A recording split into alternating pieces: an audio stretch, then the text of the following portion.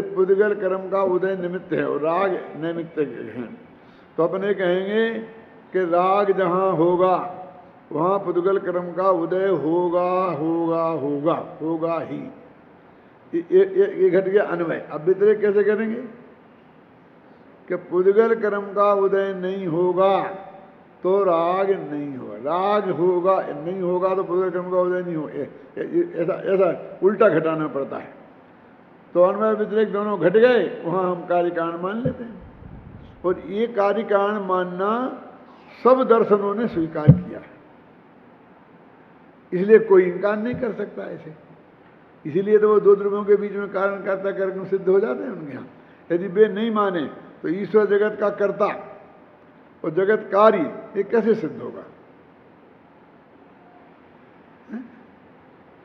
क्या वही कहते ईश्वर जगत का कर्ता है, तो सबसे बड़ा हेतु उनके यहाँ क्या दिया है? कार्यत्वात्, कि जगत एक काम है और काम किसी ना किसी कर्ता के बिना नहीं होता, इसलिए कोई ना कोई कर्ता अवश्य होना चाहिए। और जगत एक ऐसा विचित्र काम है, ऐसा टिपिकल काम है, तो उसका कर्ता भी ऐसा विचित्र और टिपिकल होना चाहिए। क्या वो लोग कहते हैं कि अपने एक चित्रकार बारीक से बारीक चित्रकारी बनाता है ना, आपका जो चेहरा है उसका फोटो कोई लेता है तो एक एक डिटेल बारीकी से उस फोटो में आ जाए तो अपन उस फोटोग्राफर को बहुत बढ़िया मानते कि नहीं, और चित्र बनाने वाला बना दे तो भी बहुत बढ़िया मानते हैं। तो वो कहते हैं कि एक एक पेड़, उसकी एक एक डाली, एक एक डाली में एक एक टहनी, एक एक टहनी में एक एक पत्ता, एक एक पत्ते में 6-6 रंग, ये चित्रकारी करने कौन बैठता है? ये इतना जगत का जो कार्य, जंगल में कितना पेड़, कितने पौधे, कितने फूल, कितनी पत्तियां, अब एक दफे बन जाए, जैसे यहाँ चित्र लगा दिए जो एक दफे लग गए, लेकिन अब वो हर समय बदलने। क्यों? आम हरे से पीला होता है ना, तो हर समय बदलता है ना, हरे से पीले की तरफ दौड़ता है, तो हर समय बदल के उसको बदलते जाना, तो कितना विचित्र कार्य है ये जगत। तो ईश्वर जैसा समर्थ पुरुष ही ऐसा काम कर सकता है, इसलिए वो ईश्वर बहुत समर्थ है, बहुत समझदार है, बिना ज्ञानवान आदमी नहीं कर सकता है, और उसको इच्छा शक्ति भी होनी चाहिए और उसमें करने का शक्ति भी होनी चाहिए। 3 चीजें होनी चाहिए, ज्ञान, इच्छा और प्रयत्न। उनके यहाँ माने हैं ईश्वरवादियों के यहाँ। कोई कार्य संपन्न करना है तो 3 चीजें होना चाहिए। कौन कौन सी? ज्ञान, इच्छा और प्रयत्न। तो वो कर्ता इतना ही समर्थ होना चाहिए, उसे ज्ञान होना चाहिए पूरा, इसलिए वो ईश्वर सर्वज्ञ है। और उसकी प्रबल इच्छा होना चाहिए कि मैं बनाऊं एको हम बहुत श्याम, तब तो बनाएगा, और फिर उसको प्रयत्न भी करना पड़ेगा, ऐसे नहीं कि बैठे बैठे हो जाएगा। अपने ये कहते हैं कि जिसके पूरा ज्ञान होगा उसकी इच्छा नहीं होगी, जिसकी इच्छा होगी उसके पूरा ज्ञान नहीं होगा, क्योंकि बीतरागी पहले बनता है और सर्वज्ञ बाद में बनता है। ये सारे फंडामेंटल है, बहुत बातें हैं, लेकिन थोड़ा आइडिया लगा ना। तो वे कहते हैं कि ऐसा अन्वय व्यतिरेक, वो यहां अन्वय व्यतिरेक घटित होता है। देखो आचार्य जयसेन ने तात्पर्य वृत्ति नामक टीका में इन गाथाओं के भाव को प्रश्नोत्तर शैली में और नए विभाग से विस्तार से स्पष्ट किया है। अब ये प्रकरण भी उसमें नया है, इसलिए इसमें दिया जो अमृतचंद में नहीं है ना। निश्चय नय से अभेद विवक्षा में, देखो निश्चय नय में भी भेद विवक्षा भी होती है ना, 2 द्रव्य भिन्न भिन्न है, ये भी तो निश्चय नय का ही कथन है ना। बंध का कर्ता एक पुद्गल ही है, भेद विवक्षा में सामान्य 4 प्रत्यय और मूल 4 मूल प्रत्यय और बंध के कर्ता कहे गए हैं, और उत्तर प्रत्यय तो बहुत होते हैं, ऐसा सर्वज्ञ भगवान ने कहा है। ये 13 नहीं कही उनने, क्योंकि और बहुत हो सकते हैं ना, इन्हीं के भेद में जाओ तो ये तो मध्यम है। वो क्या कहते हैं, अभेद विवक्षा से हम बंध की बात करते तो एक पुद्गल का कर्ता पुद्गल है। भेद विवक्षा में सामान्य माने कौन? मिथ्यात्व, अवरति, कसाय और योग, और ये सामान्य प्रत्यय। अब कहते हैं कि और 13 की बात नहीं करते हैं, और भेद विवक्षा में जाओ तो असंख्य हो सकते हैं। तो सामान्य में का अर्थ क्या है? देखो, ये सामान्य का अर्थ की बहुत गजब है, बस जो कहीं नहीं मिलेगा आपको दूसरी जगह, और लोगों को ध्यान भी नहीं है। सामान्य का अर्थ क्या? अभी इसको नहीं पढ़ो तो 2-2 घंटा व्याख्यान दे पंडित, फिर भी सामान्य का सही अर्थ नहीं बता पाएंगे। और यहाँ एक पंक्ति में बता दिया है। देखो, विवक्षा का अभाव होना ही सामान्य शब्द का अर्थ है। कि वह विवक्षा नहीं हो जाए, अपेक्षा नहीं लगाई हो, उसका नाम सामान्य कथन है। सामान्य के व्याख्यान में सर्वत्र ही सामान्य शब्द का यही अर्थ लगाया जाना चाहिए। ये बहुत मार्मिक पंक्तियां हैं अन्ना जी। क्या क्या गुणस्थान की अपेक्षा 13 गुणस्थान हैं, तो 4 बताए। तो सामान्य से क्या है कि प्रत्यय, बस खत्म, कोई अपेक्षा नहीं लगाई, बस प्रत्यय बंध के कारण है वो। सामान्य माने अपेक्षा का अभाव। जब हम सामान्य कथन करेंगे तो कोई अपेक्षा हमसे नहीं पूछ सकता। हमने अपेक्षा लगा दी तो वो कथन विशेष हो जाएगा। अब ये बात नहीं है, लोगों के ध्यान में नहीं आती है। लिखिए जैसे ना चाहिए। विवक्षा का अभाव, उसका नाम सामान्य कथन है। अपन ने कह दिया ना, जीव ने जैसे कर्म बांधे वैसे ही तो फल भोगेगा। अब कोई इसमें अपेक्षा नहीं लगाई, विवक्षा नहीं लगाई, सामान्य कथन है। ये कहते हैं, वो कहते हैं ये सामान्य कथन है। थोड़ा दूसरा उदाहरण दूं सामान्य कथन के लिए। वो तत्वा सूत्र का है ना कि कौन से स्वर्ग में कौन सी लेस्याएं होती हैं। तो उन्होंने कह दिया पहले दूसरे में पीठ, तो तीसरे चौथे, फिर बाद के 6 में पद में, फिर बाद में सुख में। क्या है? सामान्य, और कोई अपेक्षा नहीं लगाई। फिर विशेष में कहा तो पहले दूसरे में पीत, और तीसरे चौथे में पीत पद, ऐसा मिला के है। राजवार्तिक में ऐसा कहा, आप समझे ना? तो वो फिर कहेंगे तो झूठ हो गया ना। राजवार्तिक और तत्वासूत्र में मतभेद हो गया ना, कि वे तो उसके टीकाकार हैं राजवार्तिककार। तो यदि वो ग्रंथ झूठा लगता उन्हें और ये बात सही है, तो उसकी टीका उन्होंने काहे को लिखी? उनकी गलतियां बताने के लिए टीका लिखी थी, क्यों? तो वो कहते नहीं, वो सामान्य अपेक्षा कथन था, वहां विवक्षा नहीं थी, हमने इस विवक्षा से विशेष अपेक्षा कथन किया है। ये 4 प्रत्यय, मिथ्यात्व, अविरति, कषाय और योग, ऐसा जानना चाहिए। उन प्रत्ययों के गुणस्थान के भेद से मिथ्यात्व गुणस्थान से लेकर संयोग केवली के चरम समय तक 13 भेद हैं। अब उन्हें फिर भेद कर दिया थोड़ा सा। क्या कर दिया? वहां लिखा था कि पहले गुणस्थान से 13वें गुणस्थान तक। अगर 13वें गुणस्थान का भी तो बहुत काल, लंबा काल है ना, तो चरम समय तक, अंतिम समय तक, जिसके बाद फिर 14वें गुणस्थान, 13वें के बाद 13वां आएगा, वहां तक नहीं कहना हो जाना। उसमें थोड़ी बारीक बात और लगाई ना, क्या रमेश समझ में आता ना कि 13वें गुणस्थान में तो ये जीव कितना काल रह सकता है? 8 वर्ष, 1 अंतर मुहूर्त कम, 1 कोटि पूरब तक 13वें गुणस्थान में रह सकता है। क्यों? कर्मकांड योग में पढ़ा होगा ना ये। क्यों? कि एक मनुष्य से ही मोक्ष होता है, मनुष्य ही 13वें गुणस्थान में जाते हैं। और मनुष्य की कर्म भूमि का मनुष्य 1 कोटि पूरब से ज्यादा की आयु नहीं होती। अब एक आदमी को बिल्कुल जब उसका समय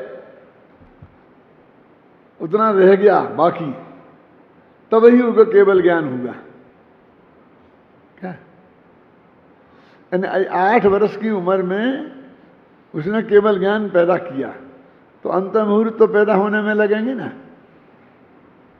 तो 8 वर्ष और अंतर मुहूर्त एक काट दो 1 कोटि पूरब में से, और फिर 14वें गुणस्थान का काल होता है बस 5 आई मिला करके, तो उसके पहले वो 14वें में जाएगा, तो फिर 5 अक्षर उतना वो निकाल दो, और बाकी जितना काल बचा वो 13वें का हो सकता है उत्कृष्ट। ठीक है, न्याय से सिद्ध हुआ ना। तो इतना काल है, तो इसमें से फिर हम शुरू के 1 घंटे के 13वां गुणस्थान ले लेंगे कि नहीं, चरम समय तक, जब तक वो 14वें में नहीं पहुंचा तब तक ये सामान्य प्रत्यय है। हो गया? क्या हो गया? अब ये हो गया, कहाँ पढ़ रहे थे? ये मिथ्यात्वादी भाव प्रत्यय शुद्ध निश्चय नय से अचेतन ही हैं। देखो अब उन्हें नए लगाए ना, ये सब जैसे नाचारी का चल रहा है भैया, मेरे ख्याल से काफी लंबा है।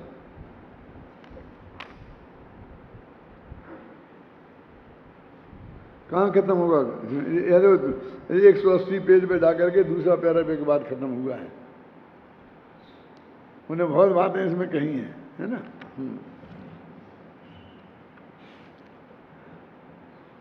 ये मिथ्यात्वादी भाव प्रत्यय शुद्ध निश्चय नय से अचेतन ही हैं, क्योंकि वे पुद्गल कर्म के उदय से प्रकट होते हैं। स्त्री पुरुष के संयोग से उत्पन्न होने वाले पुत्र को, देखो, विवक्षा भेद से कोई देवदत्ता का पुत्र कहता है, कोई देवदत्ता का पुत्र, देवदत्त का पुत्र कहता है। ये बता रहे, अपेक्षा विवक्षा के बिना का अर्थ बता रहे हैं। देवदत्त और देवदत्ता, ये आचार्यों को कुछ नाम नहीं मिलते थे, ऐसे नाम मिलते थे। अब ऐसा नहीं होता है कि पति का नाम देवदत्त हो, पत्नी का नाम देवदत्ता है। भाई और बहन का नाम तो हो सकता है ऐसा, क्योंकि एक पिता की ऐसी रुचि है और देवी देवताओं की वो आराधना करता है, तो बेटा पैदा हुआ तो उसने नाम देवदत्त रख दिया, फिर लड़की पैदा हुई तो देवदत्ता रख दिया है। लेकिन वो लड़की और लड़का तो कहीं का लड़की कहीं की, वहां वो देवदत्ता नाम रखेगा। इससे मालूम पड़ता है कि ये बिल्कुल उनकी ऐसा कोई दुनिया में नहीं मिलेगा, ये आचार्यों के दिमाग में ही मिलेगा। और ऐसी सैकड़ों कहानियां हमारे भट्टारकों ने लिख दी हैं, कथा कोश के नाम से छपी हैं, और जिन्हें महिलाएं पढ़ पढ़ के गदगद हो जाती हैं, ख्याल में है ना। उन कहानियों में ये बातें लिखी हैं, क्योंकि लोग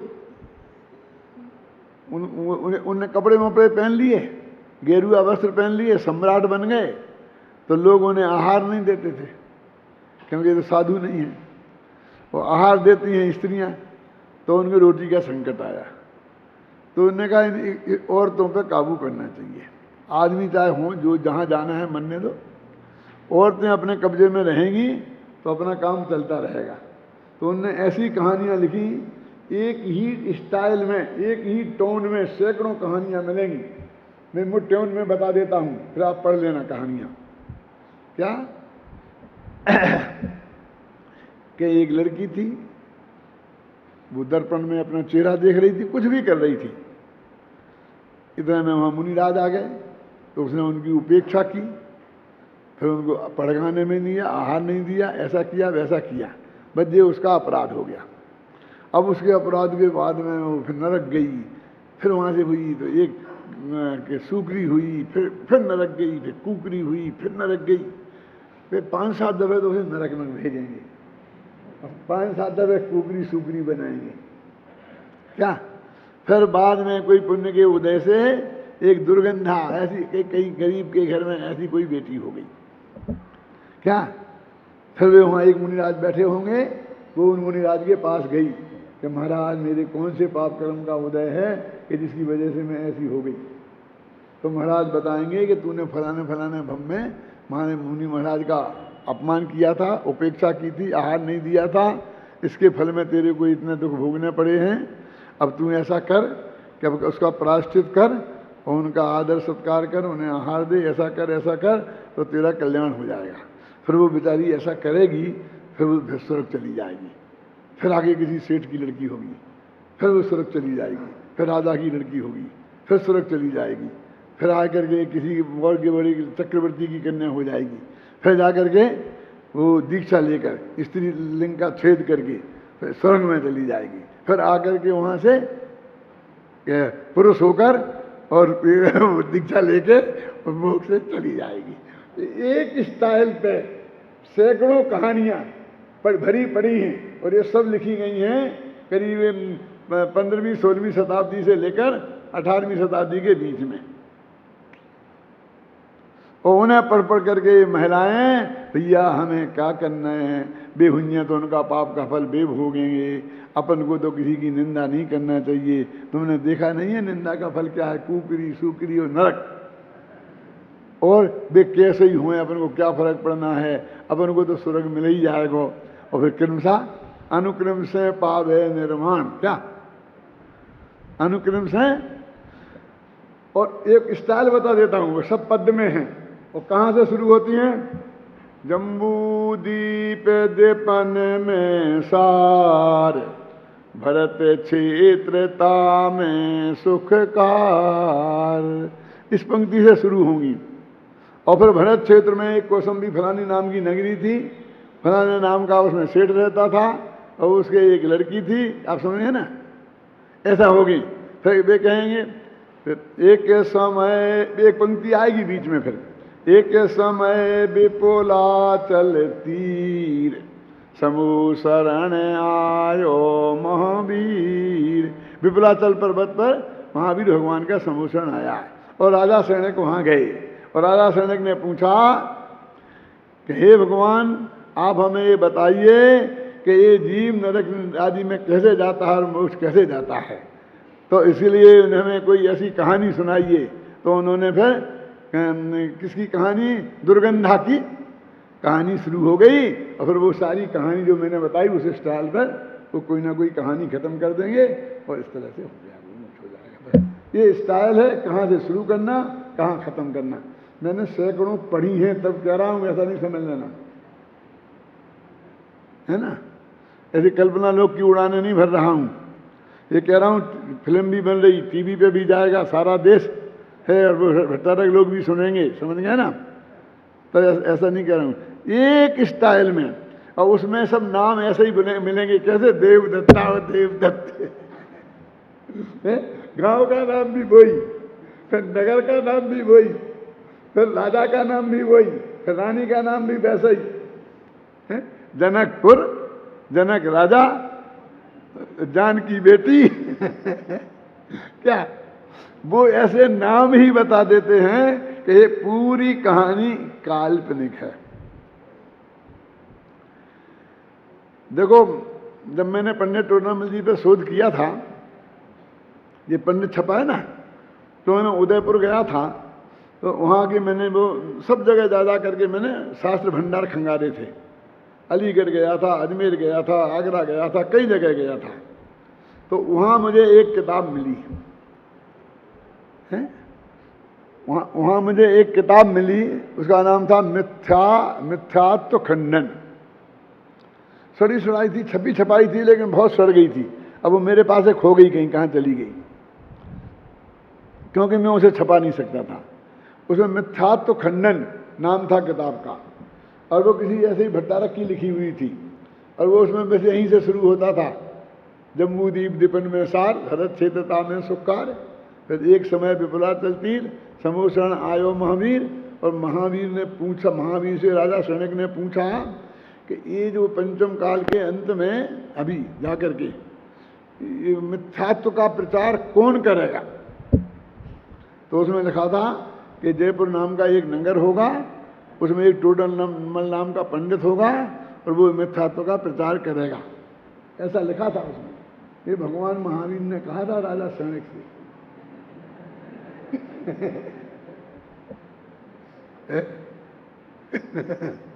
और किताब का नाम था मिथ्यात्व खंडन। फिर कोई होगा, कोई भट्टारक होंगे, नरेंद्र कीर्ति, सुरेंद्र कीर्ति, महेंद्र कीर्ति, तो वे क्यों नरेंद्र से, महेंद्र से, सुरेंद्र से कम तो कोई होता नहीं है। और कीर्ति से, अब कीर्ति तो किसी की होती नहीं समझ गए ना। और फिर उन्होंने किस तरह से उसमें मिथ्यात्व का खंडन किया था, वो उसमें वर्णन था। मैंने उल्लेख किया है अपने पंडित टोडरमल व्यक्तित्व कर्तृत्व के पहले अध्याय में, है? उसी स्टाइल में ऐसे बना दी लोगों ने। है?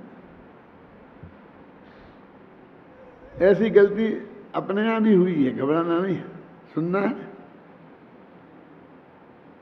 क्यों?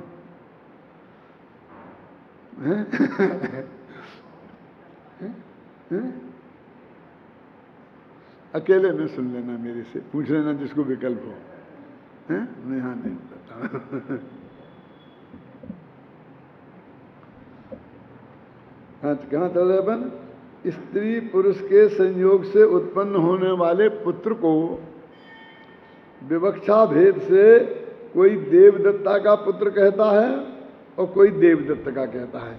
मैं पिता की अपेक्षा कहेंगे तो देवदत्त का पुत्र कहेंगे और माँ की अपेक्षा कहेंगे तो देवदत्ता का पुत्र कहेंगे। कहने का मतलब ये है, और नाम उन्होंने ऐसे ही दिए ना, बिल्कुल उसी टाइप के। इन दोनों कथनों में विवक्षा भेद से जिस प्रकार कोई दोष नहीं है कि वो पुत्र देवदत्ता का है कि देवदत्त का है।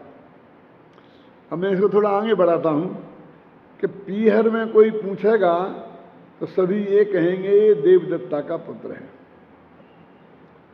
और ससुराल में पूछेगा तो सभी कहेंगे ये देवदत्त का पुत्र है। समझ गया?